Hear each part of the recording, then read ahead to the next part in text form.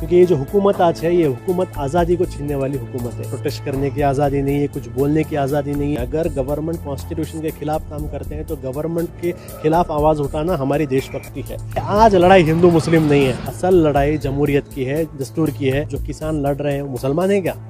वो जो दलित जो लड़ रहे हैं मुसलमान है क्या? मैं कहता हूँ, हमारी तंजीम कहती है, अगर किसी का घर जल रहा है, मैं खामोश रहा तो मेरा घर भी जल्दी जलेगा। मुल्क हिंद को आज़ाद होकर 75 साल मुकम्मिल हो चुके हैं, लेकिन उसके बावजूद मौजूदा हालात में ये कहा जा रहा है कि कहीं मुल्क की जमहूरियत ख़तरे में है तो कहीं दस्तूर के इक़दार ख़तरे में हैं।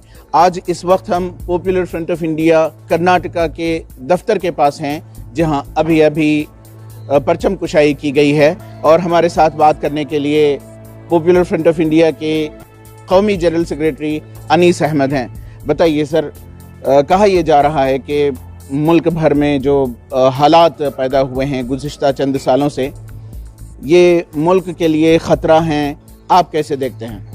देखिए, हर आज़ादी जो है, ये आज़ादी के दिन बहुत एक गौर फिक्र करने की बात है। पहली चीज़ ये है कि क्या इस साल जितने आज़ादी से हम लोग बात कर रहे हैं, मैं आपको इंटरव्यू दे रहा हूँ, आप मेरा इंटरव्यू ले रहे हैं, आने वाले साल में भी क्या इतनी आज़ादी रहेगी? आज हम लोग ऐसे वक्त में हैं, क्योंकि ये जो हुकूमत आज है, ये हुकूमत आज़ादी को छीनने वाली हुकूमत है। एक एक कर कर आवाम की आज़ादी को छीन रहे हैं। प्रोटेस्ट करने की आज़ादी नहीं है, कुछ बोलने की आज़ादी नहीं है, क्या चाहिए वो खाने की आज़ादी नहीं है, क्या पहनना है उसकी आज़ादी नहीं है, कौन से धर्म को आप अपने धर्म की तबलीग करना है उसकी आज़ादी नहीं है।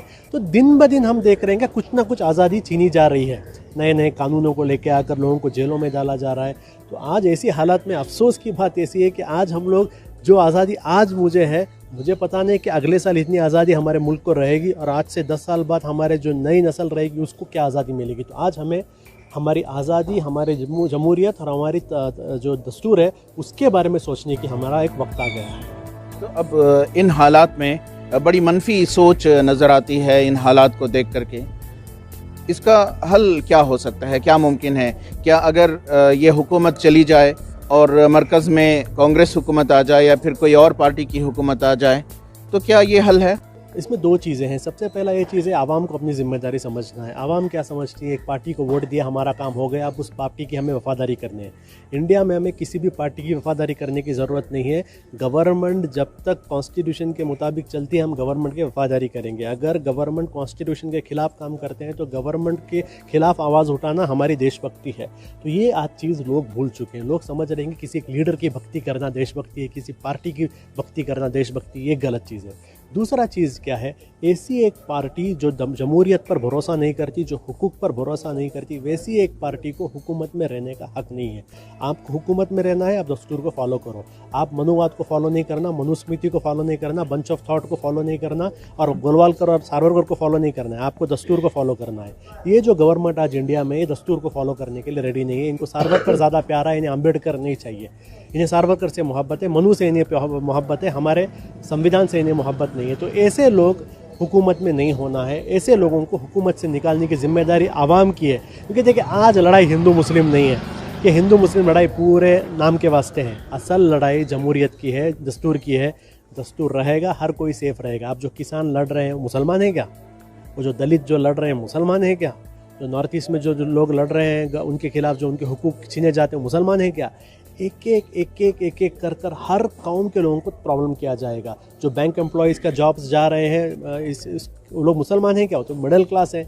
अब देखिए, ये गवर्नमेंट जो है एक नफरत की राजनीति की गवर्नमेंट है। तो ये गवर्नमेंट इंडिया के हर एक सेक्शन को टारगेट करेगी, लेकिन साथ में नहीं करेगी, एक एक करेगी। अब हमारी अकल की बात आती है कि क्या हम लोग एक घर जल रहा है तो खामोश रहेंगे? लेकिन मैं कहता हूँ, हमारी तंजीम कहती है, अगर किसी का घर जल रहा है, मैं खामोश रहा तो मेरा घर भी जल्दी जलेगा। इसमें गुज़िश्ता चंद सालों से बड़े बड़े एहतजाजात हुए हैं मुल्क में, और कई दानिश्वरान का ये कहना है कि ये जंग आज़ादी की दूसरी तहरीक है या फिर दूसरी तहरीक की शुरुआत है। ख़ासकर किसानों के आंदोलन को लेकर कहा जाता है। तो ऐसे में इन हालात में आवाम अन्नास की क्या जिम्मेदारी बनती है? देखो, ये जो सरकार है, ये सरकार इसके दिल के अंदर इनके पास दिल नहीं है, इनके पास रहम नहीं है। लेकिन मैं किसानों से कहता हूं कि आप लोग मायूस होने की ज़रूरत नहीं। मुल्क आपके साथ है, मुल्क का आवाम आपके साथ है, पूरे मुल्क के अंदर बच्चा बच्चा आपके साथ है। ये गवर्नमेंटें आएंगी जाएंगी, लेकिन किसान हमेशा रहेंगे और किसानों का जो ये स्ट्रगल है हमेशा रहेगा। मैं आपके चैनल के थ्रू वापस हमारे पॉपुलर फ्रंट ऑफ इंडिया की तरफ से कहना चाहता हूँ कि किसानों के हर एक डिमांड को हम पूरी तरीके से सपोर्ट करते हैं, और किसान 2 डिमांड कर रहे हैं, वो डिमांड को अनकंडीशनली गवर्नमेंट को मानना चाहिए। देखिए, आवाम के सामने जब तक उनके डेमोक्रेटिक राइट्स हैं, यानी democratic right to protest, democratic right to agitate और डेमोक्रेटिक राइट टू वोट, जब तक ये है हमें आवाज़ उठाना होगा। ऐसा मत सोचिए किसान प्रोटेस्ट कर रहे हैं क्या हुआ, शाहीन बाग में प्रोटेस्ट कर रहे हैं क्या हुआ, ऐसा नहीं है। ये प्रोटेस्ट से गवर्नमेंट बैकफुट में जाती है। ये जो है एक PR की गवर्नमेंट है, मीडिया की गवर्नमेंट है। वो तो मीडिया इनके पैसों पे पल रही है, इसलिए क्या हो रहा है कि ये लोग, इनकी मजबूरी, इनकी कमज़ोरी सामने नहीं आ रही है। लेकिन असल में ये गवर्नमेंट बहुत डर गई है। शाहीन बाग के बारे में कहा था अमित शाह ने, 1 इंच भी पीछे नहीं जाऊंगा, लाए कि अब तक CA, वो इसलिए क्योंकि उन्हें पता है वापस CA लाएंगे तो पूरा मुल्क रास्ते पर आ जाएगा। किसानों के बारे में भी उन्हें पता है कि हम पहले कहा था कि हम 1 इंच भी पीछे नहीं जाएंगे, फिर कहने लगे 3 महीने के लिए हटा देंगे, 6 महीने के लिए हटा देंगे।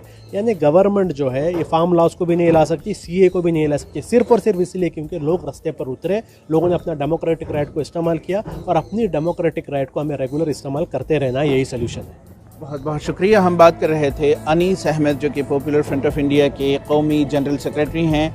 आज यौम आज़ादी के मौके पर उनका कहना है कि जो मौजूदा हालात हैं, जिनमें पेचीदगियाँ हैं, सियासी व समाजी पेचीदगियाँ, इनके ख़िलाफ़ अवामुन्नास मुत्तहिद हो और बुलंद आवाज़ उठाए कि आज़ादी का तहफ़्फ़ुज़ किया जा सके।